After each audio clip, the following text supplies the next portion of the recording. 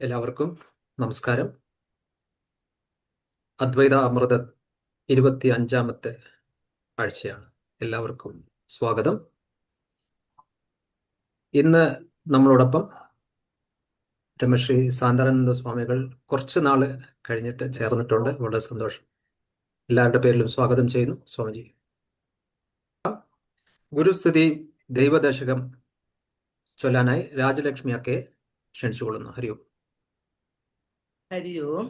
എല്ലാവർക്കും സന്ധ്യാവന്ദനം. ഓം ഗുരുർബ്രഹ്മ ഗുരുർവിഷ്ണു ഗുരുർദേവോ മഹേശ്വരഃ ഗുരുർ സാക്ഷാത് പരബ്രഹ്മ തസ്മൈ ശ്രീ ഗുരവേ നമഃ.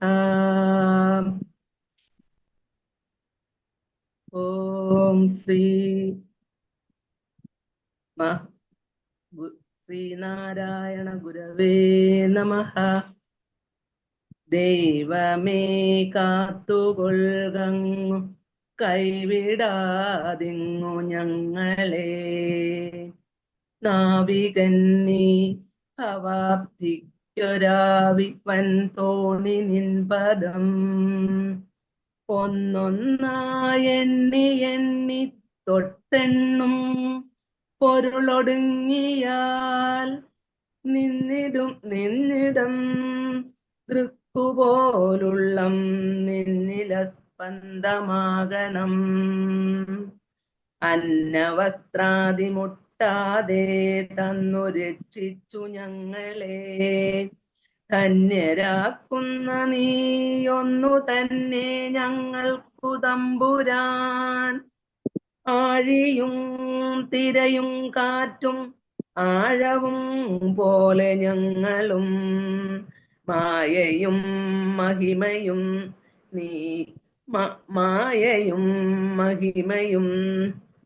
നീയുമെന്നുള്ളിലാകണം. നീയല്ലോ സൃഷ്ടിയും സൃഷ്ടാവായതും സൃഷ്ടിജാലവും. നീയല്ലോ ദൈവമേ സൃഷ്ടിക്കുള്ള സാമഗ്രിയായതും. നീയല്ലോ മായയും മായാവിയും മായാവിനോദനും. നീയല്ലോ മായയെ നീക്കി സായുജ്യം നൽകുമാര്യനും. നീ സത്യം ജ്ഞാനമാനന്ദം. നീ തന്നെ വർത്തമാനവും ഭൂതവും ഭാവിയും. വേറെല്ലോതും മൊഴിയുമോർക്കിൽ നീ. അകവും പുറവും തിങ്ങും മഹിമാവാർന്ന നിൻപദം പുകഴ്ത്തുന്നു ഞങ്ങളങ്ങു ഭഗവാനെ. ജയിക്കുക ജയിക്കുക മഹാദേവ. ദീനാവനപരായണ ജയിക്കുക ചിദാനന്ദ. ദയാസിന്ധോ ജയിക്കുക. ആഴമേറും നിൻ മഹസാമാഴിയിൽ ഞങ്ങളാകവേ ആഴണം വാഴണം നിത്യം. വാഴണം വാഴണം സുഖം. ഓം ശാന്തി ശാന്തി ശാന്തി. ഹരി ഓം. ഹരി ഓം അക്ക. ഇപ്പൊ ചെറിയൊരു കാര്യം പറഞ്ഞിട്ട് നമുക്ക് തുടരാം. കോഴിക്കോട് ആസ്ഥാനമാക്കി പ്രവർത്തിക്കുന്ന ഒരു ട്രസ്റ്റാണ് SNDS. കേരളത്തിലെ എല്ലാ ജില്ലകളിലും, കേരളത്തിലെ കൂടാതെ ഇന്ത്യയിലെ പല സ്ഥലങ്ങളിലും പിന്നെ ഗൾഫ് രാജ്യങ്ങളിലും ഈ ട്രസ്റ്റ് പ്രവർത്തനം നടത്തുന്നുണ്ട്. ഈ ട്രസ്റ്റ് ഈയിടയ്ക്ക് ദൈവദശകത്തിന്റെ ആലാപന മത്സരത്തില് ഏകദേശം 600-നും മുകളിൽ ആളുകൾ ഇതിൽ പങ്കെടുത്തായിരുന്നു. സന്തോഷമായിട്ടുള്ള ഒരു വാർത്ത എന്ന് പറഞ്ഞാൽ, ഇവിടെ നമ്മുടെ കൂടെ ജോയിൻ ചെയ്തിരിക്കുന്ന പങ്കജൻ അണ്ണൻ മഹാരാഷ്ട്ര സർക്കിളിൽ 1ാം സ്ഥാനവും നാഷണൽ ലെവലിൽ 2ാം സ്ഥാനവും കരസ്ഥമാക്കി. അപ്പം നമ്മുടെ എല്ലാവരുടെ പേരിലും പങ്കജൻ അണ്ണൻ വീഡിയോയിൽ വരുവാണെങ്കിൽ ഒന്ന് സ്പോട്ട്ലൈറ്റ് ചെയ്യായിരുന്നു. എല്ലാവരുടെ പേരിലും അഭിനന്ദനങ്ങൾ. അണ്ണൻ നമ്മുടെ സ്വാമി സാന്ദ്രാനന്ദ് സ്വാമിജിയുടെ ശിഷ്യനാണ്. ഹരി ഓം. എന്തെങ്കിലും പറയാനുണ്ടോ പങ്കജനണ്ണൻ? എങ്ങനെയാണ് ഇതിന്റെ എന്താണ് ട്രിക്ക്? എന്തായിരുന്നു? പ്രാക്ടീസ് ആയിരുന്നു അല്ലേ? അൺമ്യൂട്ട് ചെയ്ത് സംസാരിക്കാം. അതായത് പുസ്തകത്തിൽ എഴുതിയിരിക്കുന്ന അതേ രീതി വേണം ആലപിക്കേണ്ട. ലഘു അക്ഷരങ്ങളൊന്നും ഗുരു ആകാൻ പാടില്ല. ഉദാഹരണത്തിന് തന്നെ, അത് നമ്മൾ ചെല്ലുന്ന സമയത്ത് തന്നെ എന്നുള്ള ദീർഘം വരുന്നുണ്ട്. അങ്ങനെയുള്ള അതൊന്നും പാടില്ല. അക്ഷരം പിരിച്ച് ആലപിക്കാൻ ഒക്കത്തില്ല. ഭവാപ്തിക്ക് ഒരാവിവൻ, അത് പറ്റത്തില്ല. ഭവാപ്തിക്ക് ഒരാവിവൻ തോണി നിൻപദം, അങ്ങനെയൊക്കെയുള്ള കുറെ നിയമങ്ങളൊക്കെ ഉണ്ടായിരുന്നു. ഈ ക്ലാസിന്റെ തുടക്കത്തിൽ ഈ ക്ലാസ്സിൽ പിന്നെ ഒരു ലാലൻ സാറ് ക്ലാസ് എടുത്തിരുന്നു, ഓർക്കുന്നുണ്ടോ? ആര്? ലാലൻ ആ ആ ലാലൻ സാറും പിന്നെ പുത്തോട്ടുള്ള ഒരു സുലേഖ ഷാജി, പിന്നെ നമ്മുടെ ഇപ്പൊ ക്ലാസ്സിന് ഇടയ്ക്കിടയ്ക്ക് വരാറുള്ള നടേശൻ സാറ്, ഇവരൊക്കെ ആയിരുന്നു ജഡ്ജിയായിട്ടുണ്ടായിരുന്നത്. ഓ ശരി. അങ്ങനെയായിരുന്നു ക്ലാസ്. അങ്ങനെയായിരുന്നു ക്ലാസിന്റെ ഇത്. ആദ്യം സ്റ്റേറ്റ് ബേസിലായിരുന്നു, അതായത് ജില്ലാ തലത്തിൽ ആദ്യം മത്സരം ഉണ്ടായിരുന്നു. അത് കഴിഞ്ഞ് സ്റ്റേറ്റ് ബേസിലുണ്ടായിരുന്നു. പിന്നെ ആയിരുന്നു ഈ വേൾഡിലെ ഇതായിട്ട് വന്നത്. വേൾഡിൽ അങ്ങനെ ഏതാണ്ട് ഒരു ഈ ഫൈനൽ റൗണ്ടിൽ 187 പേരുണ്ടായിരുന്നു, 188 പേര്. ഓ അത് ശരി.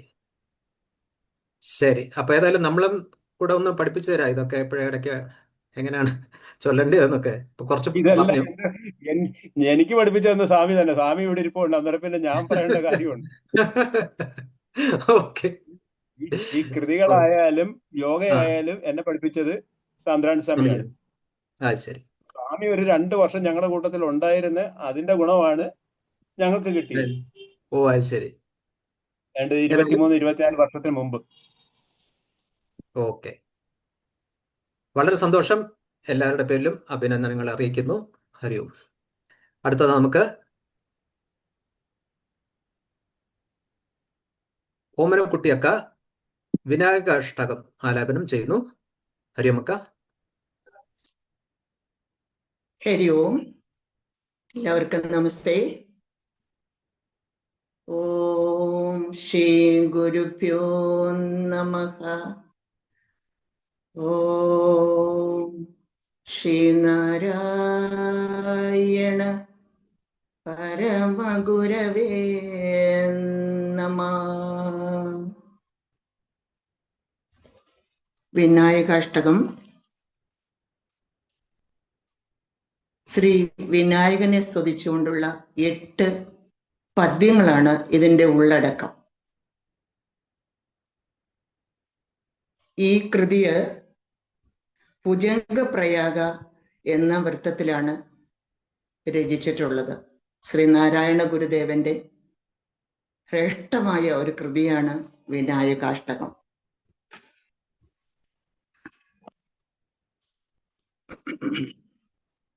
നമദേവവൃന്ദം ലസദേദകന്ദം ശിരശ്രീമദിന്ദം ശ്രീദശ്രീമുകുന്ദം ബൃഹച്ചാരുതുന്ദം സ്തുതശ്രീസനന്ദം ജഡാകീന്ദ്രകുന്ദം ഭജേഭീഷ്ടസന്ദം കിലദേവഗോത്രം കനദ്ധേമഗാത്രം സദാനന്ദമാത്രം മഹാഭക്തമിത്രം ശരചന്ദ്രവക്ത്രം ത്രയീപൂതപാത്രം സമസ്താർത്തിദാത്രം ഭജേ ശക്തിപുത്രം ഗളദാനമാലം ചലദ്ഭോഗിമാലം ഗളാംബോധകാലം സദാദാനശീലം സുരാരാധികാലം മഹേശാത്മബാലം ലസത്പുണ്ഡ്രഭാലം ഭജേ ലോകമൂലം ഉരസ്താരഹാരം ശരചന്ദ്രഹീരം സുരശ്രീവിചാരം ഹൃദാർത്ഥാരിഭാരം കടേദാനപൂരം ജഡാഭോഗിപൂരം കലാബിന്ദുതാരം ഭജേ ശൈവവീരം കരാരൂഢമോക്ഷം വിപദ്ഭംഗദക്ഷം ചലച്ചാരസാക്ഷം പരാശക്തിപക്ഷം ശ്രിതാമർത്യവൃക്ഷം സുരാരിദ്രുദക്ഷം പരാനന്ദപക്ഷം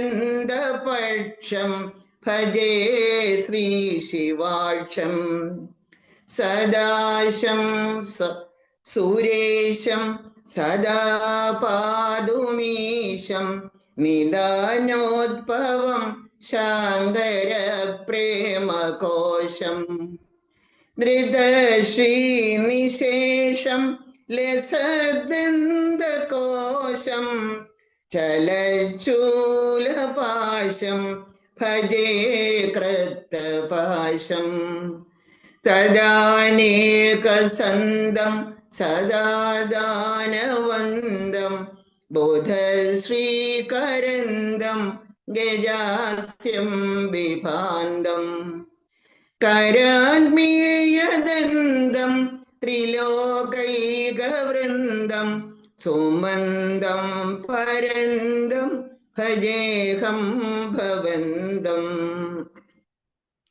ശിവപ്രേമപിണ്ഡം പരം സ്വർണവർണം ലസദന്തഖണ്ഡം സദാനന്ദപൂർണം വിവർണപ്രഭാസ്യം ധൃതസ്വർണഭാണ്ഡം ചലച്ചാരുഷുണ്ഡം ഭജേദന്തിതുണ്ഡം വിവർണപ്രഭാസ്യം ധൃതസ്വർണഭാണ്ഡം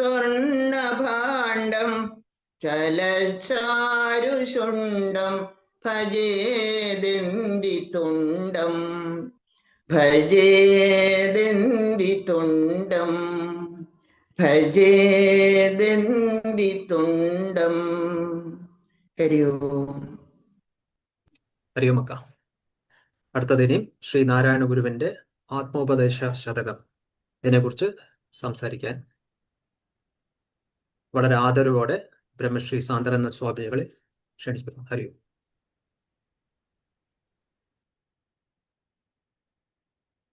ഓം ശ്രീനാരായണ പരമഗുരവേ നമഃ. എല്ലാവർക്കും നമസ്കാരം. കർക്കിടക മാസത്തിൽ എല്ലാവരും രാമായണവും അതുപോലെയുള്ള കാര്യങ്ങളിലൊക്കെ വ്യാപൃതരായിരുന്നു. എനിക്ക് കുറച്ച് അസൗകര്യങ്ങൾ വന്നതുകൊണ്ട് കഴിഞ്ഞ ദിവസങ്ങളിലൊന്നും പങ്കെടുക്കാൻ സാധിച്ചില്ല. എന്തായാലും നമ്മളുടെ ജിജ്ഞാസുക്കളായിട്ടുള്ള ആളുകളിൽ നിന്ന് അവരുടെ സ്ഥിരോത്സാഹത്തിന്റെ ഭാഗമായിട്ട് പങ്കജന് ദൈവദശകം ചൊല്ലുന്നതിൽ സമ്മാനം ലഭിച്ചു എന്നുള്ളതിൽ സന്തോഷം തന്നെയാണ്. അപ്പൊ അതെല്ലാവർക്കും വളരെ പ്രചോദനം നൽകുന്ന ഒരു കാര്യവും കൂടിയാണ്. അപ്പോ നമ്മൾക്ക് നല്ല അക്ഷര സ്ഫുടതയോടുകൂടി അതിൻ്റെ കുറച്ച് അർത്ഥ തലം കൂടി ഉൾക്കൊണ്ടുകൊണ്ട് നമ്മൾ ചൊല്ലുമ്പോഴാണ് അതിനൊരു താളവും ലയവും ഒക്കെ ഉണ്ടാകുന്നത്. അപ്പൊ മനസ്സ് എവിടെയാണോ ലയിക്കുന്നത് ആ ഒരു ലയാവസ്ഥയിലേക്ക് നമ്മൾ എത്തുക തന്നെയുമല്ല, നമ്മുടെ ആന്തരികമായിട്ടുള്ള ആ ഒരു ആഗ്രഹം എപ്പോഴും അങ്ങനെ ഒരു തലത്തിലേക്ക് എത്തിപ്പെടുക എന്നുള്ളത് കൂടിയാണ്. ദൈവദശകമായാലും ആത്മോപദേശ ശതകമായാലും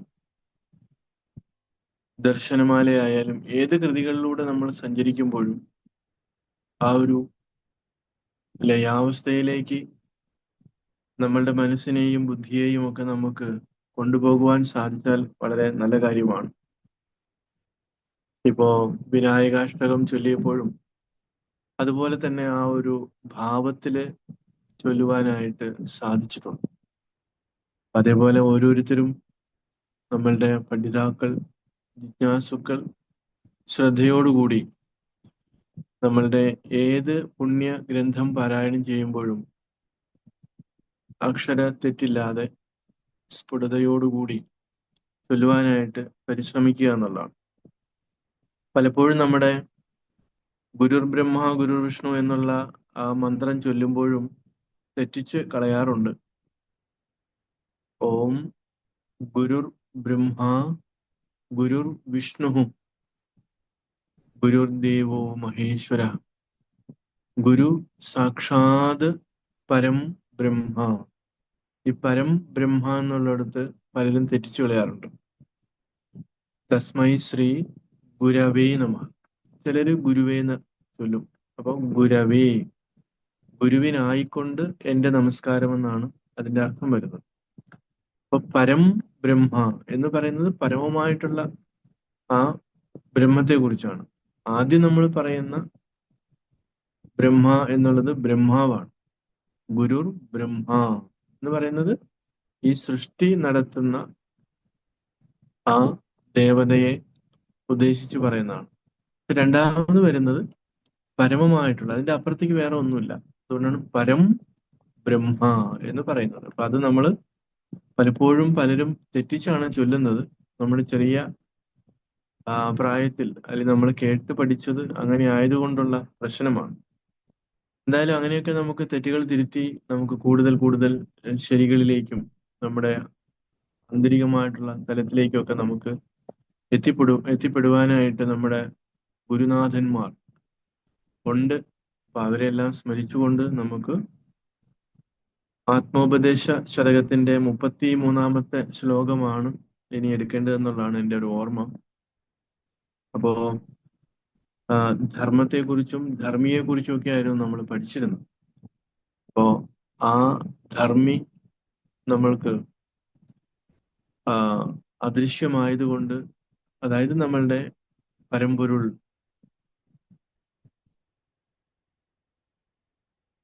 നമുക്ക് കൃത്യമായിട്ട് പഞ്ചേന്ദ്രിയങ്ങൾ കൊണ്ട്, കാലദേശങ്ങളുടെ ഉള്ളിൽ നിൽക്കുന്ന ഈ പഞ്ചേന്ദ്രിയങ്ങൾ കൊണ്ട് നമുക്ക് അറിയാൻ സാധിക്കുന്നില്ല എന്നുള്ളൊരു പരിമിതി, അത് നമ്മളെ എപ്പോഴും അത്ഭുതരാക്കുന്ന, നമുക്ക് വലിയ വിസ്മയമായിട്ട് നിലകൊള്ളുന്ന ഒന്നാണ്. എപ്പോഴും നമ്മൾ ആ പരമ്പൊരുളിന്, എല്ലാത്തിനും സാക്ഷിയായി നിൽക്കുന്ന ആ അറിവിനെ നമ്മൾ കാണുവാനുള്ള ഒരു വെമ്പൽ, അതിനെ സാക്ഷാത്കരിക്കുവാൻ, അതിനെ അറിയുവാൻ ഒക്കെ നമ്മൾ ശ്രമിച്ചുകൊണ്ടിരിക്കുകയാണ്. അപ്പോ ഗുരു അതിന് പറയുകയാണ്, അറിവ് നിജസ്ഥിതി ഇങ്ങറിഞ്ഞിടാനായി ധര മുതലായ വിഭൂതി ആയി താനെ അറിയും അവസ്ഥയിലേറി മാറിവട്ടം തിരിയും അലാതെ സമം തിരിഞ്ഞിടുന്നു. അപ്പോ ഇവിടെ അറിവ് എന്ന് പറയുന്നത് പരമ്പൊരുളാണ്. അപ്പൊ ആ അറിവിന്റെ നിജസ്ഥിതി, യഥാർത്ഥത്തിലുള്ള സ്ഥിതി അറിയാനായിട്ട് എന്താ ചെയ്യേണ്ടത്? ധര മുതലായവ, ധര എന്നുള്ളത് ഭൂമിയാണ്. അപ്പൊ പഞ്ചഭൂതങ്ങൾ, അപ്പൊ ഒരു വാക്കിലൂടെ നമ്മൾ മറ്റ് ബാക്കിയുള്ളതും കൂടി മനസ്സിലാക്കണമെന്നാണ്. ധര മുതലായ വിഭൂതി ആയി. അപ്പൊ ഇവിടെ പഞ്ചഭൂതങ്ങളായിട്ട് വർത്തിക്കുന്നത് താനേ അറിയും അവസ്ഥയിലേറി, അതിനെ നമുക്ക് കൃത്യമായിട്ട് തിരിച്ചറിയാൻ പറ്റുന്ന ആ അവസ്ഥയിൽ അതിൻ്റെ അപ്പുറത്തേക്ക് എന്ത് ചെയ്യണം? മാറി ഏറി മാറി അതിന് മുകളിലേക്ക് അല്ലെങ്കിൽ അതിന്റെ അപ്പുറത്തേക്ക്. വട്ടം തിരിയും അലാദ സമം. അതിങ്ങനെ വട്ടം തിരിഞ്ഞുകൊണ്ടിരിക്കുന്നു, കറങ്ങിക്കൊണ്ടിരിക്കുന്നു. ഇങ്ങനെയാണ് ഏതിന് സമമായിട്ടാണ്? അലാദ സമം. അലാദം എന്ന് പറയുന്നത് തീക്കൊള്ളിയാണ്. ഇപ്പോ നമുക്ക് തീക്കൊള്ളിയൊക്കെ കാണാനായിട്ട് കുറച്ച് ബുദ്ധിമുട്ടാണ്. കാരണം ഇപ്പൊ എല്ലാം സ്റ്റൗ ആണ്, ഗ്യാസ് സ്റ്റൗ ആണ്. അതുകൊണ്ട് അടുപ്പ് കത്തിക്കുന്ന, വിറക് കത്തിക്കുന്ന ഇതിൽ മാത്രമേ നമുക്ക് തിരിച്ചറിയാൻ പറ്റൂ. അപ്പൊ ഇവിടെ തിരിഞ്ഞിടുന്നു. ഈ തീക്കൊള്ളി നമ്മൾ ഇരുട്ടിൽ ഇങ്ങനെ കറക്കിക്കൊണ്ടിരിക്കുമ്പോൾ അത് ആ തീക്കൊള്ളിയെ നമ്മൾ കാണുന്നില്ല, തീ മാത്രമാണ് കാണുന്നത്. ആ വിറകിന്റെ അറ്റത്ത് കാണുന്ന തീ, ആ പ്രകാശം, അത് മാത്രമാണ് ഇങ്ങനെ നമ്മൾ ഏത് രീതിയിലാണോ നമ്മൾ അതിനെ ചുഴറ്റുന്നത്, നമ്മൾ കറക്കുന്നത്, ആ രൂപത്തിൽ ആണ് ദൂരെ നിൽക്കുന്ന ഒരാൾക്ക് അത് കാണാൻ പറ്റുന്നത്. അപ്പൊ ഇവിടെയും ഈ ഇതെല്ലാമായി കാണുന്നത് ശരിക്കും പറഞ്ഞാല് ആ അറിവ് അല്ലെങ്കിൽ ആ ചൈതന്യം മാത്രമാണ്. അപ്പൊ ഇവിടെ നമ്മൾ ഓരോരുത്തരും ഈ പഞ്ചഭൂതങ്ങളെ വിശകലനം ചെയ്ത്, ഈ ലോകം നമ്മൾ ഈ കാണുന്ന ഇതെല്ലാം പഞ്ചഭൂതങ്ങൾ കൊണ്ട് നിർമ്മിച്ചതാണ്. നമ്മുടെ ശരീരം ഉൾപ്പെടെ പൃഥ്വി, അപ്പ്, തേജസ്, വായു, ആകാശം. അപ്പൊ ഈ പഞ്ചഭൂതങ്ങൾ കൊണ്ട് നിർമ്മിച്ച ഈ ശരീരം ഉൾപ്പെടെ ഉള്ള ഈ പ്രപഞ്ചം, അതിന് നമ്മൾ അതിന്റെ നിജസ്ഥിതി, ഈ അറിവിന്റെ നിജസ്ഥിതി അറിയാൻ വേണ്ടിയിട്ടാണ് ഇതിനെ വിശകലനം ചെയ്യണമെന്ന് പറയുന്നത്. അപ്പൊ നമ്മുടെ വേദാന്തത്തില്, ആധ്യാത്മികമായിട്ടുള്ള ഈ ജ്ഞാന ശാസ്ത്രത്തില് എപ്പോഴും അവര് എടുത്തെടുത്ത് ഉദാഹരണങ്ങൾ ചിലപ്പോൾ അതിങ്ങനെ റിപ്പീറ്റ് ചെയ്തുകൊണ്ടിരിക്കും. എന്തുകൊണ്ടെന്ന് വെച്ചാൽ നമ്മൾക്കത് ഉറയ്ക്കണമെങ്കിൽ, നമ്മൾക്ക് അതിനകത്തൊരു നിഷ്ഠ ഉണ്ടാകണമെങ്കിൽ അത് വീണ്ടും വീണ്ടും പറഞ്ഞുകൊണ്ടിരിക്കണം. എപ്രകാരം എന്ന് വെച്ചാല് നമ്മൾക്കിപ്പോ നമ്മളുടെ TV-യിലും സോഷ്യൽ മീഡിയയിലും ഒക്കെ പരസ്യം വരും നമ്മൾ കണ്ടിട്ടുണ്ടാവാം. നമ്മുടെ മനസ്സിൽ, നമ്മുടെ ബുദ്ധിയിൽ, നമ്മുടെ ഹൃദയത്തിലേക്ക് എത്തിച്ചേരാൻ വേണ്ടി ഇവർ നിരന്തരം ഈ പരസ്യം വിട്ടുകൊണ്ടിരിക്കും. അപ്പൊ നമ്മൾക്കതൊരു ബോറായിട്ട് ചിലപ്പോൾ തോന്നും. അല്ലെങ്കിൽ അപ്പൊ ഏത് സമയത്തും ഇതിങ്ങനെ റിപ്പീറ്റ് ചെയ്തുകൊണ്ടിരിക്കുന്നതിന്റെ കാരണം അത് നമ്മുടെ മെമ്മറിയിൽ ഉണ്ടായിരിക്കാൻ വേണ്ടിയിട്ടാണ്. അപ്പൊ അത് മഹർഷിമാരുടെ ഒരു ടെക്നിക്കാണ്. കാരണം എത്രയോ പ്രാവശ്യം, ഉദാഹരണത്തിന് നമ്മുടെ ശാന്തോക്യ ഉപനിഷത്തില് തത്വമസി ഉപദേശിക്കുന്നത് 9 പ്രാവശ്യമാണ്. അപ്പൊ വളരെ ബുദ്ധിമാനായിട്ടുള്ള ശ്വേതകേതുവിന് പിതാവായിട്ടുള്ള ഉദ്വാലക മഹർഷിയാണ് ഈ മഹാവാക്യത്തെ ഉപദേശിക്കുന്നത്. അപ്പൊ അത്രയും ബ്രില്യൻ്റ് ആയ, അത്രയും നന്നായിട്ട് കാര്യങ്ങളെ ഗ്രഹിക്കാൻ കപ്പാസിറ്റിയുള്ള, ഊർജ്ജസ്വലനായ,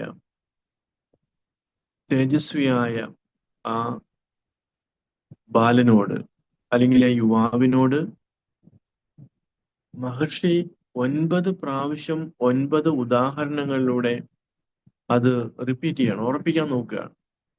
സ്വർണവും അതുപോലെ തന്നെ ഇരുമ്പും, അങ്ങനെ പല പല ഉദാഹരണങ്ങൾ എടുത്ത് അത്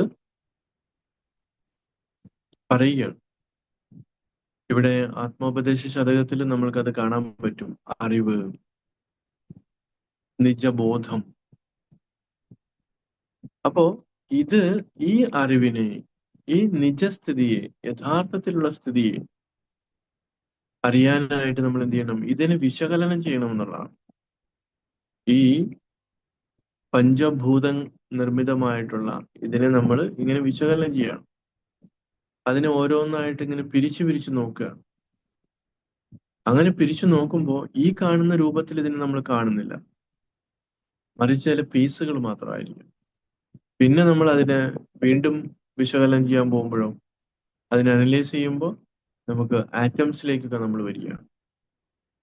അപ്പൊ ഇങ്ങനെ ഏത് ഭൂതങ്ങളെയും നമ്മളിങ്ങനെ വിശകലനം ചെയ്ത് കഴിയുമ്പോൾ അവസാനം അത് എത്തുന്ന ഒരു തലം, അതിന്റെ നിജസ്ഥിതി എന്ന് പറയുന്നത് നമ്മൾക്ക് ദൃശ്യമില്ലാത്ത, ഇനി ഡിവൈഡ് ചെയ്യാനില്ലാത്ത, ഇപ്പൊ ഞാനെന്ന് ഉള്ള മിഥ്യാഭിമാനം, ഈഗോ ഒന്നുമില്ലാതെ അത് മാത്രമായിരിക്കുന്ന ഒരു തലം, അല്ലെങ്കിൽ അതിന് നമുക്ക് ഈ പരിമിതമായിട്ടുള്ള വാക്കുകൾ കൊണ്ട് കാലദേശങ്ങളുടെ ഉള്ളിൽ നിന്നുകൊണ്ട് വിവരിക്കുക അസാധ്യമാണ്. അപ്പൊ ചിലപ്പോ നമ്മൾ പറയാറുണ്ട്, ചില ആളുകള് ശുഷ്കമായിട്ടുള്ള വേദാന്തം ഇത് ആർക്കാണ് പ്രയോജനപ്പെടുന്നത്, എന്തിനു വേണ്ടിയാണ്? ഇപ്പൊ ഭക്തിയിലൊക്കെ പോകുമ്പോൾ നമുക്ക് പല പല രീതിയിലുള്ള ബാഹ്യമായിട്ടുള്ള പല ഇടപെടലുകൾ നമുക്ക് ചെയ്യാൻ പറ്റും. അവന്റെ ക്ഷേത്ര ദർശനം, അവിടുത്തെ ഭജന, അതുപോലെ അവിടുത്തെ ആചാരാനുഷ്ഠാനങ്ങൾ, ഇങ്ങനെ ഒരുപാട് കാര്യങ്ങൾ അവിടെ നമുക്ക് മനസ്സിനെ, ബുദ്ധിയെ സപ്പോർട്ട് ചെയ്യാനുണ്ടാവും. പക്ഷേ ശുദ്ധമായിട്ടുള്ള ഇങ്ങനെയുള്ള ജ്ഞാനത്തിന്റെ തലത്തിലേക്ക് വരുമ്പോൾ അതിനെല്ലാം നമ്മൾ ബോധപൂർവം മാറ്റിവെക്കുകയാണ്. കാരണം അതിനെ നമ്മൾ ഓരോന്നതായി അവയവം പിരിച്ച് വേറാക്കുകയാണ്. ദൈവദശകത്തിൽ സൂചിപ്പിക്കുന്ന പോലെ ഒന്നൊന്നായി എണ്ണി എണ്ണി തൊട്ട് എണ്ണം പൊരുളൊടുക്കുകയാണ്. അപ്പൊ ഓരോന്നിനെ എന്തല്ല എന്ന് പറഞ്ഞു മാറ്റുകയാണ്. അപ്പൊ ഉപനിഷത്ത് അതിന് ഉപയോഗിക്കുന്ന വാക്ക് നേതി നേതി, ഇന്ന ഇതല്ല, ഇതല്ല. എന്ത് ഇതല്ല? ഈ പരമ്പൊരുൾ, അതിനെ തേടിയാണ് പോകുന്നത്. അപ്പൊ അറിവിന്റെ നിജസ്ഥിതി അറിയാൻ വേണ്ടിയിട്ട് നമ്മൾ എന്ത് ചെയ്യണം? ഈ ധരം മുതലായിട്ടുള്ള, ഈ പൃഥ്വി തുടങ്ങിയിട്ടുള്ള, ഭൂമി തുടങ്ങിയിട്ടുള്ള പഞ്ചഭൂതങ്ങളെ നമ്മൾ വിശകലനം ചെയ്ത് താനെ അറിയും. അപ്പോഴാണ് നമുക്ക് അതിന് ആ അറിവ് നമ്മുടേതായിട്ട് മാറുന്നത്. നമ്മുടെ ഫസ്റ്റ് ഹാൻഡ് നോളജ് എന്ന് പറയും. നമുക്ക് നമ്മുടേതായിട്ടുള്ള, ഇപ്പോ 99% നമ്മൾക്ക് സെക്കൻഡ് ഹാൻഡ് നോളജ് ആണുള്ളത്. രണ്ടാമത് ഒരാൾ പറഞ്ഞു കേട്ടിട്ടുള്ള അറിവാണ്, അത് നമ്മുടെ നേരിട്ടുള്ള അറിവല്ല. അപ്പൊ ഇവിടെ ഈ തലത്തിലേക്ക് നമ്മൾ ഇറങ്ങുമ്പോൾ അത് നമ്മൾക്ക് വേണ്ടുന്നത് നമ്മുടേതായിട്ടുള്ള അറിവാണ്. അപ്പൊ അതിന് ഗുരുക്കന്മാർക്ക് ചെയ്തു തരാൻ പറ്റുന്നതും അവർക്ക് ചൂണ്ടിക്കാണിക്കാം, ഇങ്ങനെയാണ്, ഇതാണ് എന്നൊക്കെ ചൂണ്ടിക്കാണിക്കാം. അതിന്റെ അപ്പുറത്തേക്ക് അവർക്ക് എത്തിപ്പെടാൻ പറ്റില്ല. കാരണം അത് നമ്മൾ ചെയ്യേണ്ട കാര്യമാണ്. അതുകൊണ്ട് നമ്മളുടെ സാക്ഷാത്കാരം എന്ന് പറയുന്നത് എപ്പോഴും പുതുതാണ്. അതാണ് എനിക്കുള്ള നമ്മളുടെ അനുഭവ തലത്തിലേക്ക് നമ്മൾ വരുമ്പോൾ നമുക്ക് മനസ്സിലാക്കാൻ പറ്റും. അപ്പൊ പല പല കാര്യങ്ങളും നമ്മുടെ ദൃശ്യത്തിൽ നമ്മൾ അതിനെ സാക്ഷാത്കരിക്കാൻ വേണ്ടിയിട്ടുള്ള ശ്രമമാണ്. അപ്പൊ ദൃശ്യം ഒരിക്കലും ദൃക്കാകില്ല. അപ്പൊ ഇവിടെ ഈ അറിവിന്റെ നിജസ്ഥിതി എന്ന് പറയുന്നത് ദൃക്കായിട്ട് നിൽക്കുന്നതാണ്, സാക്ഷിയായിട്ട് നിൽക്കുന്നതാണ്, എല്ലാത്തിനെയും പ്രകാശിപ്പിച്ചുകൊണ്ടിരിക്കുന്നതാണ്. അപ്പൊ അത് നമുക്ക് നേരിട്ട് അനുഭവിക്കണമെങ്കിൽ, നേരിട്ട് തിരിച്ചറിയണമെങ്കിൽ ഇതുപോലെ ഇതിനെയൊക്കെ വിശകലനം ചെയ്ത് മാറ്റണം, തള്ളി മാറ്റണം. അങ്ങനെ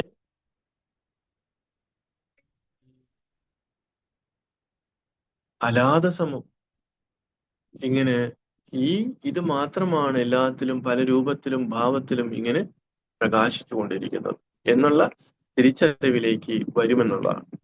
അപ്പൊ ആ തിരിച്ചറിവ് നമുക്ക് അലാദസമമൊക്കെ നമ്മുടെ വേദാന്തത്തിൽ വളരെ പ്രസിദ്ധമായിട്ടുള്ള ഒരു ഉദാഹരണം. അപ്പോ ഇങ്ങനെ ഈ ഒരു തീക്കൊള്ളി ആണെങ്കിലും അതൊരു വൃത്തമായിട്ടോ, അല്ലെങ്കിൽ അത് നമ്മൾ ഏത് രീതിയിലാണോ അതിന് കറക്കുന്നത്, അതായിട്ടാണ് നമ്മൾ ദൂരെ നിന്ന് കാണുന്നത്. അപ്പൊ ഏത് രൂപത്തിൽ എങ്ങനെ അത് ഇതായാലും നമ്മൾ മനസ്സിലാക്കേണ്ടതാണ് ആ ഒരു ചൈതന്യം മാത്രമാണ് ഇവിടെ ഉള്ളത്, അല്ലാതെ മറ്റ് ബാഹ്യമായിട്ടുള്ള രൂപങ്ങൾ അതല്ല സത്യം. സത്യമായിട്ടുള്ളത് ഇതാണ്, അല്ലെങ്കിൽ നിജമായിട്ടുള്ളത് ഇതാണ് എന്നുള്ള അവസ്ഥയിലേക്ക്, അല്ലെങ്കിൽ ആ ഒരു തിരിച്ചറിവിലേക്ക് നമ്മൾ മാറണം എന്നാണ് ഗുരു നമ്മെ ഉപദേശിക്കുന്നത്.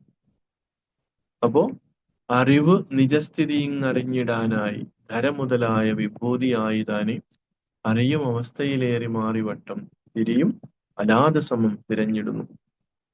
അപ്പൊ അതിനെക്കുറിച്ച് നമുക്ക് നന്നായിട്ട് കൂടുതൽ അവരവരുടെ തലത്തിൽ അത് ധ്യാനിച്ച് അതിനെ നമുക്ക് അതിന്റെ ആഴങ്ങളിലേക്ക് ഇറങ്ങി പോകാനായിട്ട്, തിരിച്ചറിയാനായിട്ട് സാധിക്കട്ടെ. നമ്മുടെ അടുത്ത ശ്ലോകത്തിലേക്ക് വരുമ്പോഴോ, അരനൊടി ആദി അരാളിയാർന്നിടും തേർ ഉരുളതിലേറി ഉരുണ്ടിടുന്നു ലോകം, അറിവിൽ അനാദിയതായി നടന്നിടും തൻ തിരുവിളയാടലിതെന്ന് അറിഞ്ഞിടേണം. അപ്പോ ഇവിടെയും ഗുരു കാലത്തെ ആണ് ചൂണ്ടിക്കാട്ടിക്കൊണ്ട് നമ്മളെ ബോധവൽക്കരിക്കുവാനായിട്ട്, നമ്മൾക്ക് അറിവുണ്ടാക്കി തരുവാനായിട്ട് ശ്രമിക്കുന്നത്. അരനൊടി എന്ന് പറയുന്നത് ഒരു സമയത്തിന്റെ ഏറ്റവും ചെറിയ ഭാഗത്തെയാണ് അരനൊടി. ഇപ്പൊ നമുക്ക് അത് എത്രയാണെന്ന് നമ്മൾ സാധാരണ യൂസ് ചെയ്യുന്ന ഒരു വാക്കാണ് അരനൊടി. ആദി അരാളി ആർന്നിടും. അപ്പൊ ആദിയിൽ ഇവിടെ അരാളി എന്ന് പറയുന്നത് നമ്മുടെ രശ്മികളാണ്, അല്ലെങ്കിൽ അതിന്റെ ഈ തേരിന്റെ തേർചക്രത്തിൽ പിടിപ്പിച്ചിരിക്കുന്ന ആരക്കാലുകൾ എന്ന് പറയും. ആർന്നിടും തേര്.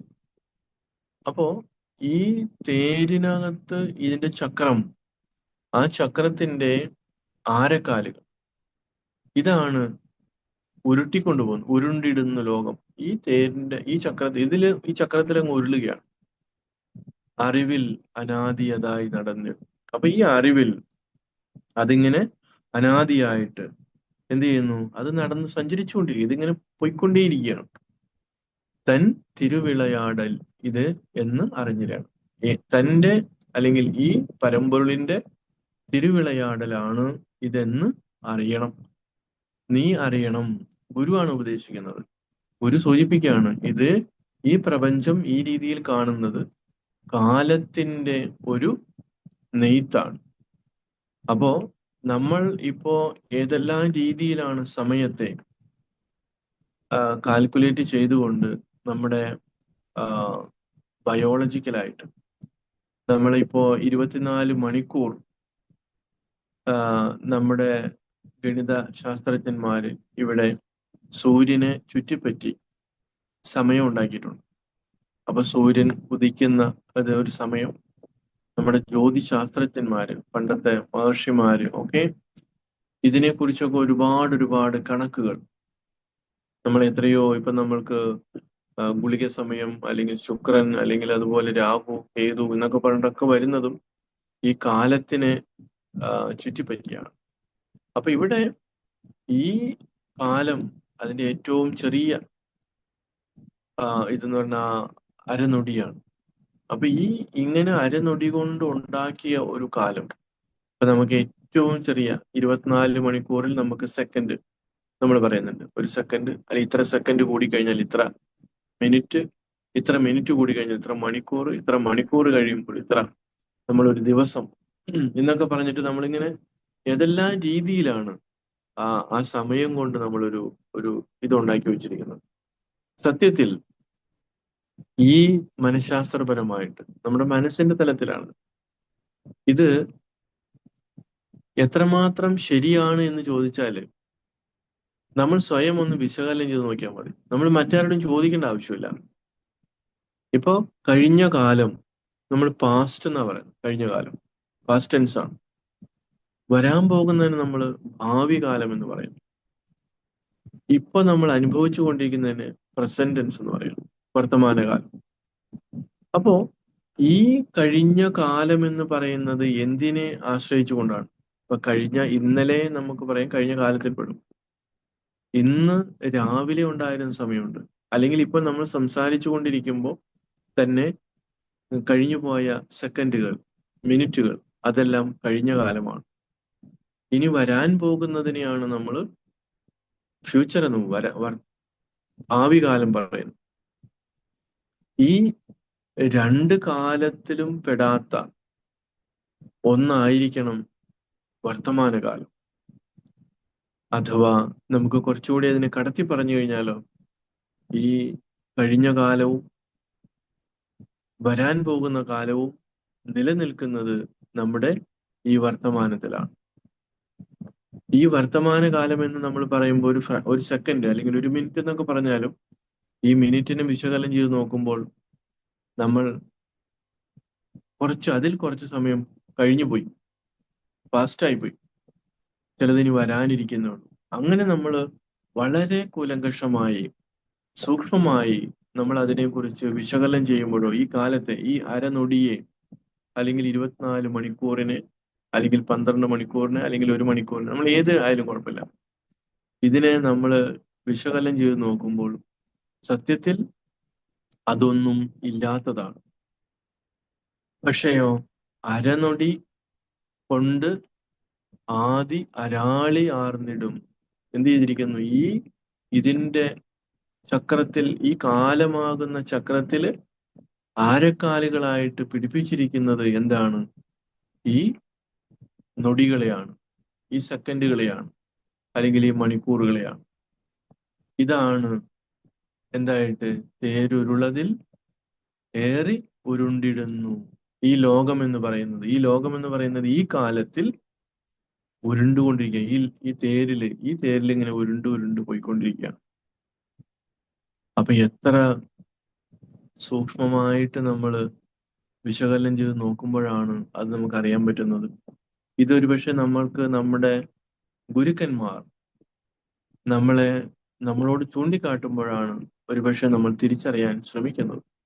പക്ഷെ ഇതൊക്കെ ചൂണ്ടിക്കാണിക്കാൻ ശ്രമിക്കുമ്പോഴും നമ്മൾ അതിനെ ശ്രദ്ധിക്കാതെ നമ്മൾ നമ്മുടെ വഴിക്ക് സഞ്ചരിക്കാറുണ്ട്. ഉദാഹരണം, നമ്മളുടെ അനുഭവ സമ്പന്നരായിട്ടുള്ള മാതാപിതാക്കൾ കുട്ടികളായിട്ടുള്ളവരോട് ഒരുപാട് ഉപദേശങ്ങൾ പറയും. ആ പ്രായത്തിൽ, പ്രത്യേകിച്ച് ചെറുപ്പത്തില്, യുവാവായിരിക്കുമ്പോൾ, അല്ലെങ്കിൽ നമുക്ക് തിരിച്ചറിവ് വരുന്ന സമയം തുടങ്ങി ഈ ഉപദേശങ്ങളൊന്നും നമ്മൾക്ക് ഇഷ്ടമല്ല. അപ്പൊ അവര് പറയും, ഈ കാലം ഇതെന്നും നിലനിൽക്കുന്നതല്ല, ഇതൊക്കെ തിരിച്ചറിയാൻ പോകുന്ന വയസ്സാം കാലത്താണ് എന്നുള്ള അതിന്റെ വരുംവരായികളെ കുറിച്ച് അനുഭവസമ്പന്നരായിട്ടുള്ള മാതാപിതാക്കൾ സ്വന്തം മക്കളോട് ഉപദേശിക്കുമ്പോഴും അവരതിന് വില കൊടുക്കാറില്ല. പക്ഷെ അവരെപ്പോഴാണ് അത് വില കൊടുക്കുന്നത്? അവരും ഇതുപോലെ വയസ്സാകും. ആ സമയത്ത് അവര് പറയും, അല്ലെങ്കിൽ എന്തെങ്കിലും ഒരു തിക്ത അനുഭവം പറയും, എന്ത്, ഓ ഇത് അന്ന് പറഞ്ഞിരുന്നതാണല്ലോ. അപ്പോൾ ആ പ്രധാനപ്പെട്ട ഒരു സമയത്ത്, ഒരു കാലത്തില് നമ്മൾ അതിനെ ശ്രദ്ധിച്ചില്ല. അതുപോലെ തന്നെയാണ് നമ്മുടെ മഹർഷിമാർ നമ്മളോട് പറയുകയാണ്, ഈ കാലം ആർക്കും വേണ്ടി കാത്തു നിൽക്കാറില്ല, അത് ഉരുണ്ടുകൊണ്ടേയിരിക്കും. ഉരുളതിലേറി ഉരുണ്ടിടുന്നു ലോകം. ഈ സമയമാകുന്ന, ഈ കാലമാകുന്ന ഈ ചക്രം, ഇപ്പൊ നമ്മുടെ മരണവും അങ്ങനെയാണ്. അത് കാലൻ എന്ന് നമ്മൾ പറയും. കാലൻ വന്നു, ഈ കാലമാണ്, അതിന്റെ സമയമാകുമ്പോൾ അത് വരികയാണ്. വന്ന് നമ്മളെ, ഈ ശരീരത്തിനകത്ത് കുടികൊള്ളുന്ന ആ ജീവനെ എടുത്തുകൊണ്ടു പോകും. അപ്പൊ അത് നമ്മുടെ അവിചാര ദശയിൽ നമ്മൾ ശരിയായ രീതിയിൽ വിശകലനം ചെയ്ത് ആ സത്യത്തിലേക്ക് ഉണരാത്തത് കൊണ്ട്, നമ്മൾ ആദ്യം പഠിച്ചാണ്, ഉണരരുതിനി ഉറങ്ങിടാതിരുന്നിടണം. അപ്പോ ഇങ്ങനെ നമ്മൾ ശരിയായ രീതിയിൽ കാര്യങ്ങൾ, ഈ കാലത്തെക്കുറിച്ച്, ഈ കാലത്തിന്റെ മറ്റു സൂക്ഷ്മതലങ്ങളെ കുറിച്ച് നമ്മൾ വിശകലനം ചെയ്യാതിരിക്കുമ്പോഴാണ് എന്ത് സംഭവിക്കുന്നത്? ഈ കാലൻ വന്ന് കൂട്ടിക്കൊണ്ട്. അപ്പൊ നമ്മളിവിടെ ഒരുപാട് പ്ലാനൊക്കെ ചെയ്തു വെച്ചിട്ടുണ്ടാവും. ഞാൻ ഇങ്ങനെ ചെയ്യും, അങ്ങനെ ചെയ്യും, അല്ലെങ്കിൽ പ്രായമാകുമ്പോൾ ജോലി കിട്ടുമ്പോൾ ഇങ്ങനെയായിരിക്കും എന്ന് വേണ്ട ഒരുപാട് മനക്കോട്ടകൾ നമ്മൾ കെട്ടി ഈ കാലത്തിൽ, ഏതാണ് അത് വരാൻ പോകുന്ന കാലത്തെ കുറിച്ചിട്ടാണ് ചിന്തിക്കുന്നത്. പ്രായമായവരോ കഴിഞ്ഞ കാലത്തെ കുറിച്ച് അവർ ചിന്തിക്കുകയാണ്. അപ്പോ ഈ ചെറിയ പ്രായത്തിലുള്ളവർ വരാൻ പോകുന്ന സാങ്കല്പികമായിട്ടുള്ള കാലത്തിലും, പ്രായമായി കഴിഞ്ഞവർ അവർ കഴിഞ്ഞ കാലത്തിലുമാണ് അവരുടെ സമയം ചെലവഴിക്കുന്നു. നേരെ മറിച്ച് ഈ രണ്ടു കൂട്ടരും ഇപ്പോൾ ഈ പ്രസന്റ് ടെൻസിൽ, വർത്തമാന കാലത്തിൽ അവർ ജീവിക്കുന്നില്ല എന്നുള്ളതാണ് വേറൊരു പ്രശ്നം. അപ്പോ ഇങ്ങനെ മഹർഷിമാർ നമ്മൾക്ക് നൽകുന്ന സൂചനകളെ ശരിയായ രീതിയിൽ നമ്മൾ വിശകലനം ചെയ്ത് മനസ്സിലാക്കാതെ നമ്മൾ ഇങ്ങനെ പോവുകയാണ്. അപ്പോ അറിവിൽ അനാദിയതായി നടന്നിടും തൻ തിരുവിളയാടും. അപ്പോ ഈ അറിവിൽ, ഈ ചൈതന്യത്തിൽ അനാദിയായിട്ട് നടന്നു പോരുന്നതാണ് ഈ സംഭവം. അതിനെ ഈ പരമ്പൊരുളിന്റെ, ഇപ്പൊ നടരാജന്റെ നടനം എന്ന് പറയുന്നത്, ഇപ്പൊ നടരാജൻ ഇങ്ങനെ നമ്മൾ നൃത്തമാ ചെയ്യുന്നുണ്ട്. അതെന്താണ്? ഈ അതിനെയാണ് തിരുവിളയാടൽ, ആനന്ദ നൃത്തമാണ്. അപ്പൊ അതിപ്പോ സയൻസിനെ ഒക്കെ കണക്ട് ചെയ്തുകൊണ്ട് പറയുമ്പോൾ അത് കോസ്മെറ്റിക് തലത്തിൽ, അങ്ങനെ ഒരുപാട് ഒരുപാട് ഒരുപാട് അവരവരുടെ തലത്തിൽ അതിനെ മനസ്സിലാക്കാം. പക്ഷെ ഇവിടെ ഈ സത്യത്തെ, ഈ നിജസ്ഥിതിയെ ശരിയായ രീതിയിൽ അറിഞ്ഞു കഴിയുമ്പോൾ അവിടെ തിരുവിളയാടൽ, ആ ചൈതന്യത്തിന്റെ തിരുവിളയാടലാണ് എന്ന് തിരിച്ചറിയണം, നീ തിരിച്ചറിയണമെന്നാണ് പറയുന്നത്. അതായത് ഒരു ഗുരുവിന്റെ അടുത്ത് ശിഷ്യൻ ചെല്ലുമ്പോൾ, അല്ലെങ്കിൽ സത്യാന്വേഷിയായിട്ടുള്ള ഒരു വ്യക്തി സമീപിക്കുമ്പോൾ ആ ഗുരുവിന്റെ ഉപദേശമാണ്. അപ്പൊ നമ്മളൊന്നും എന്ത് ചെയ്യാൻ പാടില്ല, ഈ കാലത്തിൽ, ഈ കാലത്തിന്റെ ഉള്ളിൽപ്പെട്ട് നമ്മൾ കുടുങ്ങി പോകാൻ പാടില്ല എന്നതാണ്. പക്ഷെ ഗുരുക്കന്മാരുടെ വാണികളെ ശരിയായ രീതിയിൽ ശ്രദ്ധയോടുകൂടി, ശ്രദ്ധാവാൻ ലഭതേ ജ്ഞാനം, അവ ശ്രദ്ധയുള്ളവന് മാത്രമാണ് ജ്ഞാനം ലഭിക്കുന്നത്. അപ്പോ അല്ലെങ്കിൽ എന്ത് സംഭവിക്കും? നമ്മളിങ്ങനെ മനക്കോട്ട കെട്ടിയിരിക്കും. മനക്കോട്ട ഇരിക്കുമ്പോ ഒരു സുപ്രഭാതത്തിൽ അല്ലെങ്കിൽ ഒരു നിമിഷത്തിൽ ഈ ജീവൻ ഈ ശരീരത്തിൽ നിന്നും വേർപെട്ടു പോവുകയാണ്. അപ്പൊ അത് പൂർത്തീകരിക്കാൻ പറ്റാതെ അതിങ്ങനെ ശരീരത്തിൽ അതിങ്ങനെ ഇരിക്കും, സഞ്ചിതമായിട്ടുള്ളതാണ്. അപ്പൊ ഇതെല്ലാം അനുഭവിക്കാൻ വേണ്ടി, പ്രാരബ്ധ കർമ്മങ്ങൾ അനുഭവിക്കാൻ വേണ്ടി വീണ്ടും ഒരു ജന്മം എടുക്കേണ്ടി വരികയാണ്. അപ്പൊ ഈ നമ്മുടെ മായ എന്ന് പറയുന്നത് നമ്മൾ എങ്ങനെ എടുത്താൽ മതി? നമ്മുടെ അറിവില്ലായ്മ. ആ മായയാണ് നമ്മളെ, ഈ അറിവില്ലായ്മയാണ് നമ്മളെ കയറി ഇത്തിക്കണ്ണി പോലെ പിടിക്കുന്നത്. ഒരിക്കൽ ഇത്തിക്കണ്ണിയുടെ ഒരു ബീജം അല്ലെങ്കിൽ ഒരു വിത്ത് അത് ഒരു മരത്തിന്റെ കമ്പിൽ ഇരുന്ന് കഴിഞ്ഞാൽ, ഈ പക്ഷികളാണ് അത് കൊണ്ടുവന്നത്, അതിനകത്ത് ഇരുന്ന് കഴിഞ്ഞാൽ അത് പതിയെ അവിടെ ഇരുന്ന് ആ വൃക്ഷത്തിന്റെ ശാഖയിലേക്ക് അതിന്റെ വേരുകളെ ചൂഴ്ന്ന് ഇറക്കും. അപ്പൊ നമ്മൾ വിചാരിക്കും, എത്രയോ സോഫ്റ്റ് ആയിട്ടുള്ള ഒരു വേര് എങ്ങനെയാണ് ഇത്രയും ഹാർഡായിട്ടുള്ള ഒരു മരത്തിലേക്ക് അതിനെ സന്നിവേശിപ്പിക്കാൻ പറ്റുക? അതാണ് വളരെ അതിശയകരമായിട്ടുള്ള, നമ്മൾ പോലും അറിയാതെ ഇങ്ങനെയുള്ള വാസനകൾ നമ്മുടെ മനസ്സിൽ അടിഞ്ഞുകൂടും. അതിനെ എന്ത് ചെയ്യുന്നു? അത് ആഗാമി വരാൻ പോകുന്നതാണ്. ഇപ്പൊ സഞ്ചിതമായിട്ട് നമ്മൾ ചേർത്ത് വെക്കുന്ന സഞ്ചിതമായിട്ടുള്ള കർമ്മങ്ങളെല്ലാം പിന്നീട് അനുഭവിക്കാൻ വേണ്ടിയിട്ട് ഒരു ശരീരം എടുക്കേണ്ടി വരുന്നു. ആ ശരീരമെടുത്ത് ഇന്ന് എത്രയോ രീതിയിലുള്ള ദുഃഖങ്ങളും ദുരിതങ്ങളുമാണ് മനുഷ്യൻ അനുഭവിച്ചു കൊണ്ടിരിക്കുന്നത്. അപ്പൊ കർമ്മത്തെ, മറ്റൊരാളെ അല്ലെങ്കിൽ ഒരു ദേവതയെ നമ്മൾ കുറ്റപ്പെടുത്തിയിട്ട് യാതൊരു അർത്ഥവുമില്ല. അതിനെയൊക്കെ നമ്മൾ സ്വയം കൃതാനർത്ഥം എന്നാ പറയുന്നത്. നമ്മൾ സ്വയമായിട്ട് ഉണ്ടാക്കി കൂട്ടുന്ന ചില അനർത്ഥങ്ങൾ. അപ്പോ നമ്മുടെ ഈ ശാസ്ത്ര പഠനത്തിലൂടെ, നമ്മുടെ നിരന്തരമായിട്ടുള്ള യോഗ പരിശീലനത്തിലൂടെ, നമ്മുടെ ഭക്തിയുടെ ആ അനുസന്ധാനത്തിലൂടെ, കർമ്മയോഗത്തിന്റെ ആ നൈർമല്യത്തിലൂടെ ഒക്കെ നമ്മൾ നേടാൻ ശ്രമിക്കുന്നത് ഈ പരമ്പൊരുളിനെ, ഈ മനസ്സിനകത്തുള്ള ഈ അഴുക്കിനെ, ഈ അറിവില്ലായ്മയെ മാറ്റുക എന്നുള്ളതാണ്. അപ്പൊ അത് ഏത് മാർഗത്തിൽ സഞ്ചരിക്കുമ്പോഴാണ് നമ്മൾക്ക് അത് കുറച്ച് കംഫർട്ടബിൾ ആയിട്ടുള്ളത്, നമുക്ക് ഏറ്റവും കൂടുതൽ നമ്മുടെ മനസ്സ് ചേർന്ന് നിൽക്കുന്നത്. അപ്പൊ പലപ്പോഴും പലരും ഇത് മിക്സ് ചെയ്യുമ്പോൾ ഒന്നിലും എത്താൻ പറ്റാതെ പോവുകയാണ്. അപ്പൊ അങ്ങനെയല്ല, നമ്മൾ ഒന്നിൽ സ്റ്റിക്ക് ഓൺ ചെയ്യാം. അവനവന്റെ മനസ്സിനെ അവനവൻ എന്ത് ചെയ്യണം? തിരിച്ചറിയാൻ നോക്കുക. അതല്ലെങ്കിൽ കൃത്യമായിട്ടുള്ള ഗുരുവിന്റെ നിരീക്ഷണം, ഗുരുവിന്റെ ഒബ്സർവേഷൻ ഉണ്ട് എങ്കിൽ ആ ഗുരു തന്നോട് പറയുന്ന കാര്യങ്ങൾ കൃത്യമായിട്ട് എന്ത് ചെയ്യണം? വള്ളി പുള്ളി തെറ്റാതെ അനുസരിച്ച് മുന്നോട്ട് പോകണം. അവിടെ ഗുരുവിനെ ചോദ്യം ചെയ്യുക, അല്ലെ തനിക്ക് ഇതൊക്കെ അറിയാമല്ലോ, എന്നിട്ട് എന്തുകൊണ്ട് ഗുരു ഇങ്ങനെ പറയുന്നു, ഇതൊന്നും നമ്മൾ ചിന്തിക്കേണ്ട ആവശ്യമില്ല. ഗുരു പറയുന്നു, അത് അനുസരിക്കുക.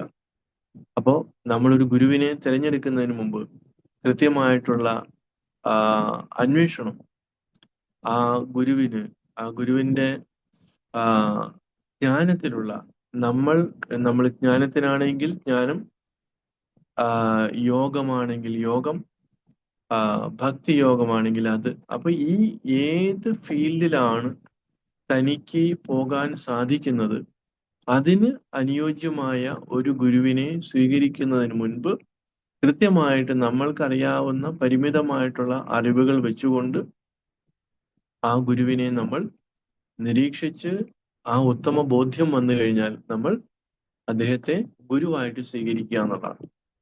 അതല്ലാതെ ഒരാൾ പറഞ്ഞു ആ ആളുടെ അടുത്ത് ഒരുപാട് ശിഷ്യന്മാരുള്ളതുകൊണ്ട് അവിടെ പോയി മന്ത്രദീക്ഷ വാങ്ങിക്കുക അല്ലെങ്കിൽ എങ്ങനെ ചെയ്യുക, അങ്ങനെയല്ല.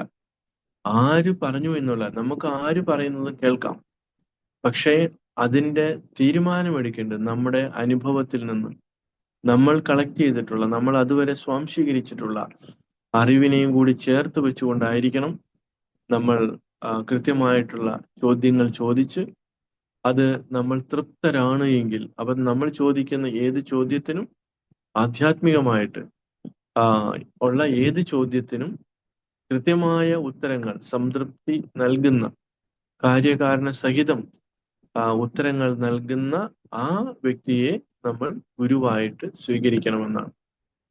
അങ്ങനെ ഒരിക്കൽ നമ്മൾ സ്വീകരിച്ചു കഴിഞ്ഞാൽ പിന്നെ ആ വ്യക്തിയെ ചോദ്യം ചെയ്യുക എന്നുള്ളത് സംഭവിക്കുന്നത് നമ്മുടെ അറിവില്ലായ്മയിൽ നിന്നായിരിക്കും. അപ്പൊ വീണ്ടും നമ്മൾ എന്ത് ചെയ്യും? വീണ്ടും മോശമായിട്ടുള്ള തലത്തിലേക്ക് നമ്മൾ മാറുകയാണ്. അപ്പൊ ഇങ്ങനെ ഈ അനാദിയായിട്ട് നടക്കുന്ന ഈ കാര്യങ്ങളെ അത് ആ പരമ്പൊരുളിന്റെ തിരുവിളയാടലാണ് എന്ന് തിരിച്ചറിയാൻ വേണ്ടുന്ന ആ പ്രാപ്തി ഉണ്ടാക്കി കൊടുക്കുന്നത് ശരിക്കും ഒരു സാക്ഷാത്കാരം നേടിയ ഗുരുവാണ്. അപ്പോ നമ്മുടെ ഭഗവത്ഗീതയിലും ഒക്കെ അർജുനൻ ചോദിക്കുന്നുണ്ട്, സ്ഥിതപ്രജ്ഞസ്യ കാ ഭാഷ സമാധിസ്ഥസ്യ കേശവ. അല്ലയോ കേശവ, ഈ സമാധിസ്ഥന്റെ, അതായത് മുക്തപുരുഷന്റെ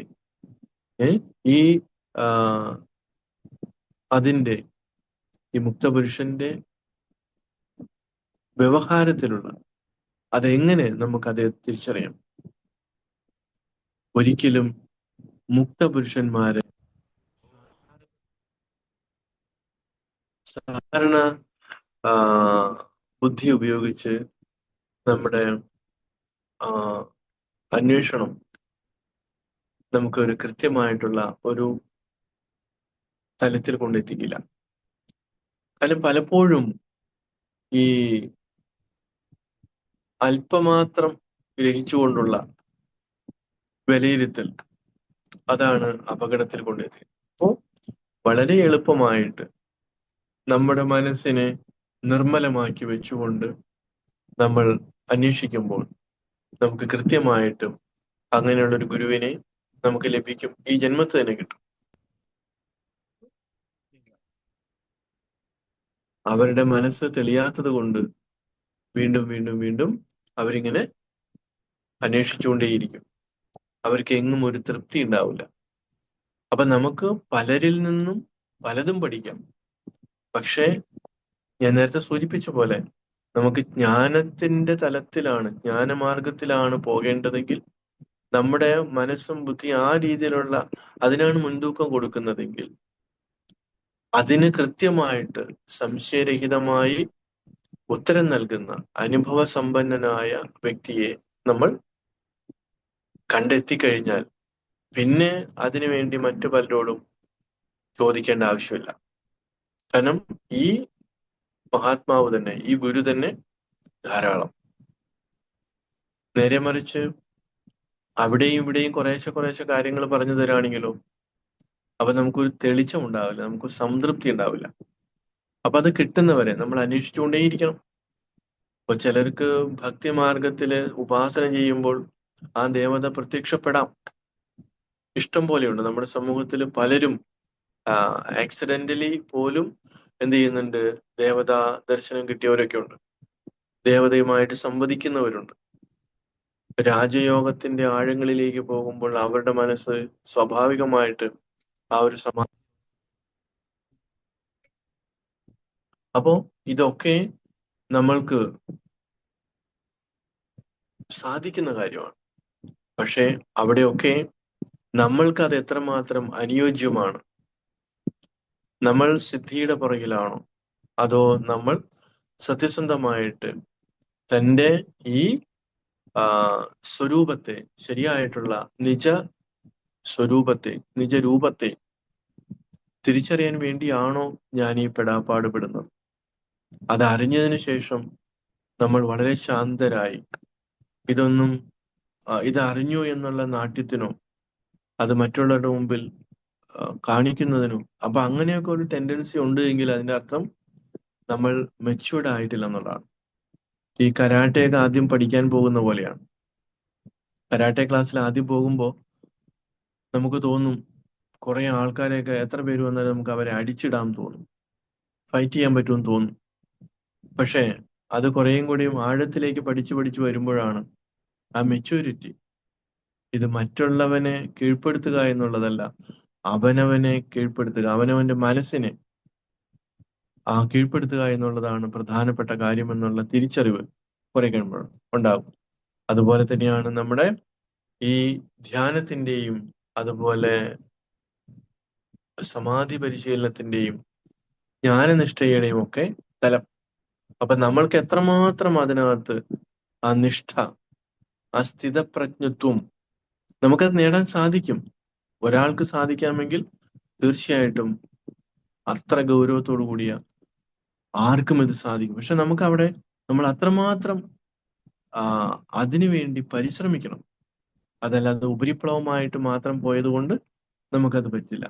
അപ്പോ ആഴത്തിൽ നമ്മുടെ മഹർഷിമാരെല്ലാം അതിനുവേണ്ടി അവരുടെ ആയുസ്സും ബബുസും ഒക്കെ സമർപ്പിച്ചവരാണ്.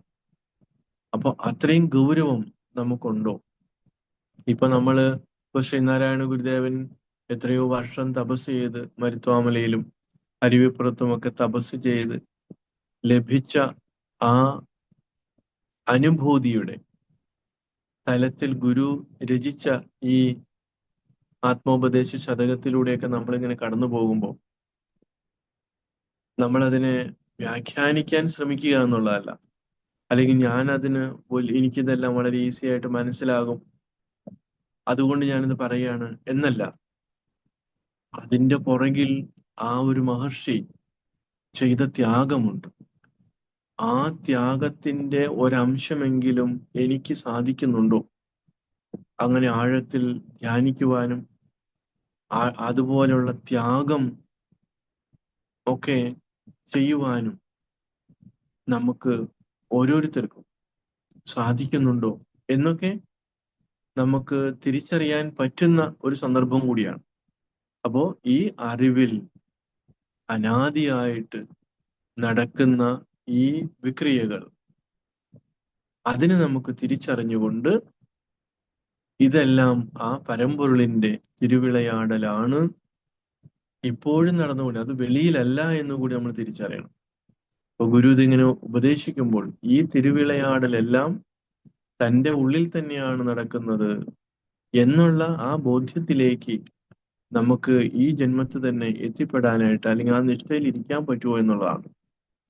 അപ്പൊ ഇത് നമ്മൾ ഇങ്ങനെ കാണാതെ പഠിക്കുകയും അതുപോലെ നിരന്തരം ഇതിനെക്കുറിച്ച് നമ്മൾ വിശകലനം ചെയ്യുകയും അവനവന്റെ ഉള്ളിലേക്ക് നോക്കിയിട്ട് എവിടെയാണ് എൻ്റെ മനസ്സ് നിൽക്കുന്നത്, എൻ്റെ ഇന്ദ്രിയങ്ങൾ എവിടേക്കാണ് ഓടിപ്പോകുന്നത്, എന്തുകൊണ്ടാണ് എൻ്റെ മുൻവിധികളെ എനിക്ക് മാറ്റാൻ പറ്റാതിരിക്കുന്നത്, എന്തുകൊണ്ടാണ് എൻ്റെ വിശ്വാസങ്ങളെ, എൻ്റെ ആചാരങ്ങളെ യാന്ത്രികമായി ഞാൻ പിന്തുടരുന്നത്, അതറിഞ്ഞുകൊണ്ട് എന്തുകൊണ്ട് എനിക്ക് പറ്റുന്നില്ല. അപ്പൊ ഇങ്ങനെയൊക്കെയുള്ള കാര്യങ്ങളെല്ലാം ഈ ശ്ലോകത്തെ നമ്മൾ മനനം ചെയ്യുമ്പോൾ, ഇതിനെ നമ്മൾ നിരന്തരം ഓരോ ശ്ലോകവും അങ്ങനെയാണ്. അപ്പൊ ഇങ്ങനെ നമ്മൾ മനനം ചെയ്യുമ്പോഴാണ് നമ്മുടെ മനസ്സിന്റെ പോരായ്മകളെ നമുക്ക് തിരിച്ചറിയാൻ പറ്റുന്നത്. അപ്പോ ആ തിരിച്ചറിവ് ആയിരിക്കണം നമ്മുടെ ഈ ലോകത്ത് നമ്മൾ ഈ ജീവിക്കുമ്പോൾ. നമ്മളിപ്പോ എത്ര വയസ്സ് വരെ ജീവിച്ചു എന്നുള്ളതല്ല, നമ്മൾ എങ്ങനെ അറിവോടുകൂടി ജീവിച്ചു എന്നുള്ളതാണ്. അപ്പോ ഒരുപക്ഷെ 1 സെക്കൻഡ് മാത്രമേ ജ്വലിക്കുന്നുണ്ടാവുള്ളൂ. വെറുതെ നമ്മളിങ്ങനെ പുക പിടിച്ച് ഇങ്ങനെ പുകഞ്ഞു പുകഞ്ഞ് കത്തുന്നതല്ല. ശരിക്കുള്ള ജ്വലനം, പ്രകാശിക്കൽ എന്ന് പറയുന്നത് ചിലപ്പോ ഒറ്റ നിമിഷമേ ഉണ്ടാവുള്ളൂ. പക്ഷെ അത് പ്രകാശം തന്നെയാണ്. മറ്റേത് പുകയാണ്. ഇങ്ങനെ പുകപടലത്തിൽ നമ്മളിങ്ങനെ പെട്ടുകിടക്കുകയാണ്.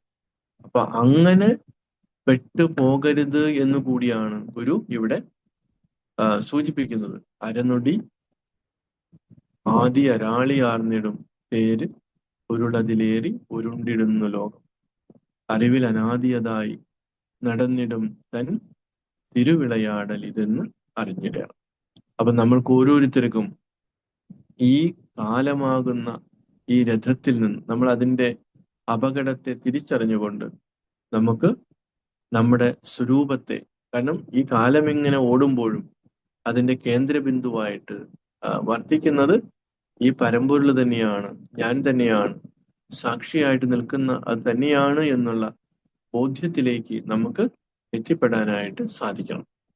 അപ്പൊ അങ്ങനെ നമ്മുടെ വിശകലനം, നമ്മുടെ സാധന യാതൊരു തടസ്സവുമില്ലാതെ മുന്നോട്ട് പോകുവാനായിട്ട് ഏവർക്കും സാധിക്കട്ടെ എന്ന് സൂചിപ്പിച്ചുകൊണ്ട് നമ്മളുടെ ഇന്നത്തെ ഈ ശ്ലോകം ഇവിടെ നമ്മൾ സമാപിപ്പിക്കുകയാണ്.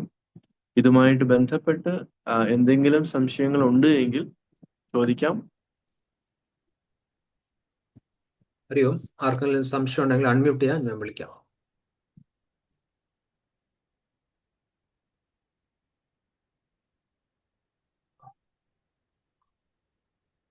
അറിയാം സ്വാമിജി, അപ്പോ ഈ 33-ാമത്തെ ശ്ലോകത്തില് ഈ എന്താണ് ഇപ്പൊ ആദ്യം എടുത്തത്, അപ്പൊ അതില് പറഞ്ഞോളൂ. അപ്പൊ അതില് മായയെ കുറിച്ചാണല്ലോ, അതാണോ അതിന്റെ മെയിൻ? ഇപ്പൊ തന്നെ തീക്കൊള്ളിയുടെ കാര്യം എടുത്തിട്ട് ഇങ്ങനെ കറക്കുമ്പോ ഇല്ലാത്ത ഒരു സാധനം ഷേപ്പ് നമുക്ക് കാണുന്ന പോലെ തോന്നും, അതാണോ അതിന്? അതെ, ഇല്ലാത്തത് കാണുമ്പോഴും അതിനകത്ത് യാഥാർത്ഥ്യമായിട്ട് നിൽക്കുന്നത് ആ പ്രകാശമാണ്, തീയാണ്. അതിന്റെ ആ രൂപത്തിൽ നമ്മൾ മയങ്ങുക എന്നല്ല, അതൊരു മായയാണ്, മായ കാഴ്ചയാണ്. പക്ഷെ ആ പ്രകാശിക്കുന്നത്, ആ പ്രകാശമാണ് എല്ലാത്തിലും ഏത് രൂപത്തിലും മാറി തിരിഞ്ഞ് നിൽക്കുന്നത് എന്ന് നമ്മൾ തിരിച്ചറിയാന്നുള്ളതാണ്. ശരി, ഹരിയും ലാലിയക്ക ചോദിച്ചോളൂ.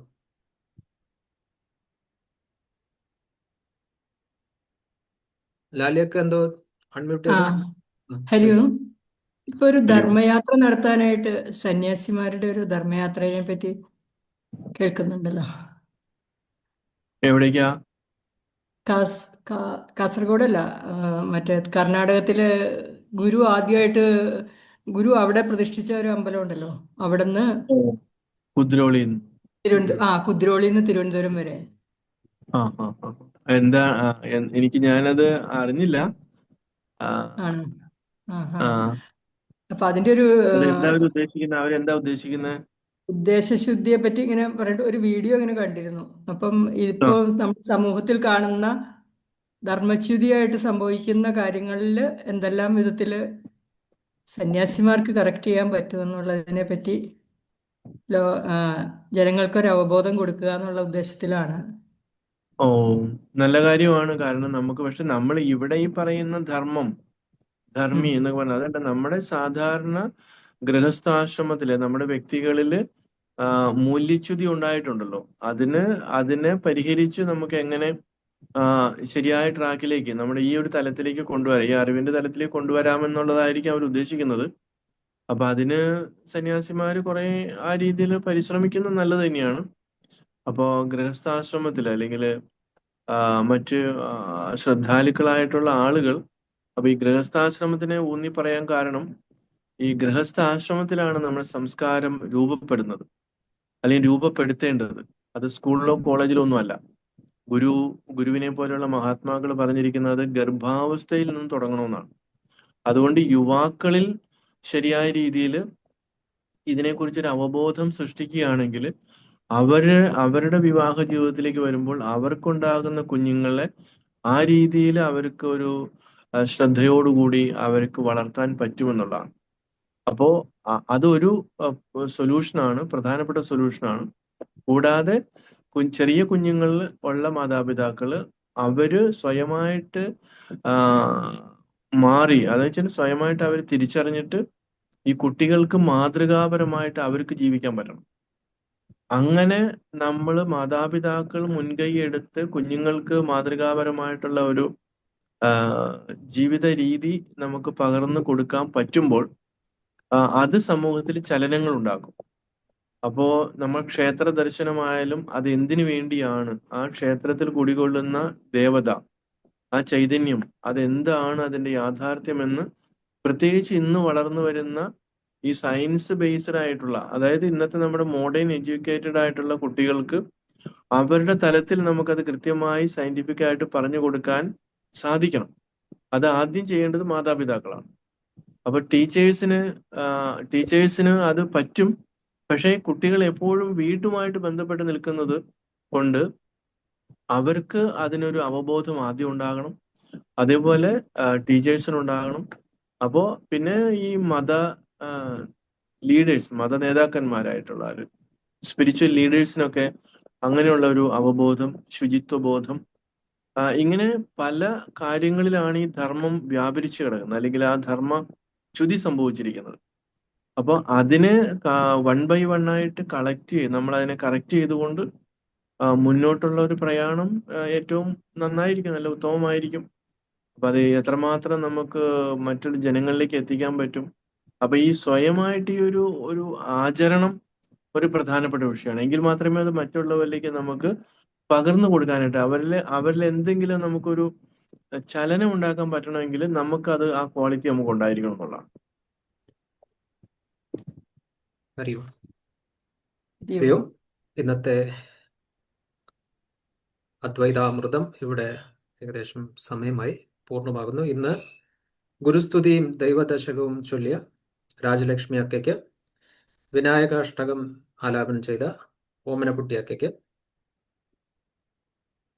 ഈ ഷെഡ്യൂളിങ്ങും കോർഡിനേഷൻ ചെയ്യുന്ന ഡോക്ടർ ലാലി അക്കയ്ക്ക്, ഇത് റെക്കോർഡ് ചെയ്യുന്ന സോഷ്യൽ മീഡിയ പ്രമുഖ് സുനൈന അക്കയ്ക്ക്, പിന്നെ ഇന്നത്തെ ദൈവദശകം 33ഉം 34ഉം ശ്ലോകങ്ങൾ വളരെ വിശദമായി നമുക്ക് പറഞ്ഞു തന്ന സ്വാമി സാന്ദ്രാനന്ദ ജിക്കും, ഇവിടെ ചോദ്യങ്ങൾ ചോദിച്ചു ശ്രദ്ധയോടെ കേട്ടിരുന്ന എല്ലാവർക്കും സമിതിയുടെ പേരിലും എൻ്റെ പേരിലും എല്ലാവരുടെ പേരിലും നന്ദി അറിയിക്കുന്നു. ഹരി ഓം. ശാന്തിമന്ത്രം ചൊല്ലി നമുക്ക് ഇന്നത്തെ അദ്വൈതാമൃതം പൂർണ്ണമാക്കാം. എല്ലാവരും നമസ്കാര സ്ഥിതി. ഓം സർവേ ഭവന്തു സുഖിനഃ, സർവേ സന്തു നിരാമയാഃ, സർവേ ഭദ്രാണി പശ്യന്തു, മാ കശ്ചിത് ദുഃഖഭാഗ് ഭവേത്. ഓം ശാന്തി ശാന്തി ശാന്തി. ഹരി ഓം. ഹരി ഓം. എല്ലാവർക്കും ശുഭരാത്രി, ശുഭദിനം.